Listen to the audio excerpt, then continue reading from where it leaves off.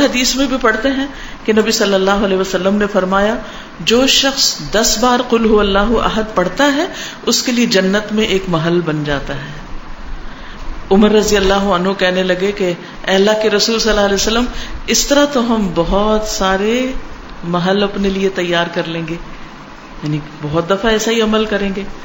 آپ نے فرمایا اللہ کے پاس اس سے بہت زیادہ ہے، بہت اچھا ہے، یعنی تمہارے گمان سے کہیں زیادہ ہے اس کے پاس.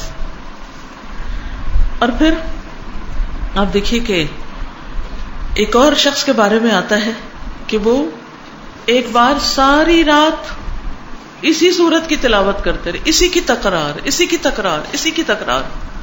قل هو اللہ احد اللہ الصمد لم یلد ولم یولد ولم یکن لہ کفوا احد. اور حقیقت یہ ہے کہ اگر آپ کسی وقت دعا کرنا چاہیں اور اللہ کے قریب ہونا چاہیں، اللہ تعالیٰ کی قدرت اور عظمت کا احساس اپنے دل میں بٹھانا چاہیں تو آپ کو کیا کرنا چاہیے؟ بغیر گنے کئی بار قل هو اللہ احد.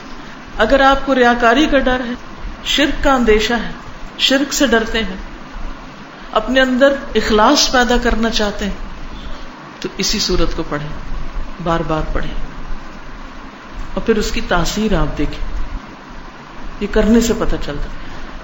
نبی صلی اللہ علیہ وسلم کو جب یہ بات پتہ چلی کہ وہ ساری رات ہی پڑھتا رہا تو آپ نے اس کو منع نہیں کیا.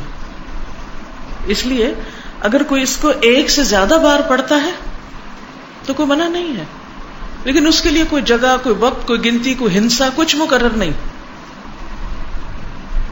کیونکہ ایک ہی آیت کا یا ایک سورت کا بار بار پڑھنا انسان کے اندر اس کا فہم زیادہ کرتا ہے، اس کے اندر غور و فکر اور تدبر زیادہ ہو جاتا ہے. تدبر کے لیے تکرار چاہیے ہوتی، بار بار پڑھو. ہم تو ایک دفعہ قرآن پڑھتے ہیں اور اس کے بعد بند کر کے وہ اوپر شیلف میں رکھ دیتے ہیں، مکمل ہو گیا، اب مزید اس سے کوئی کام نہیں. اس کی فضیلت یا اس کے بارے میں یہ بھی آتا ہے کہ یہ انسان کی بیماریوں کو دور کرنے والی ہے. اب بیماریوں کو کیسے دور کرنے والی؟ سب سے بڑی بیماری اور علت کیا ہے؟ شرک. سارے غم ہی شرک کی وجہ سے آتے ہیں، ساری مصیبتیں شرک کی وجہ سے آتی ہیں. اللہ سبحانہ وتعالیٰ کی ناراضگی شرک کی وجہ سے آتی، چاہے شرک اکبر ہو چاہے شرک اصغر ہو.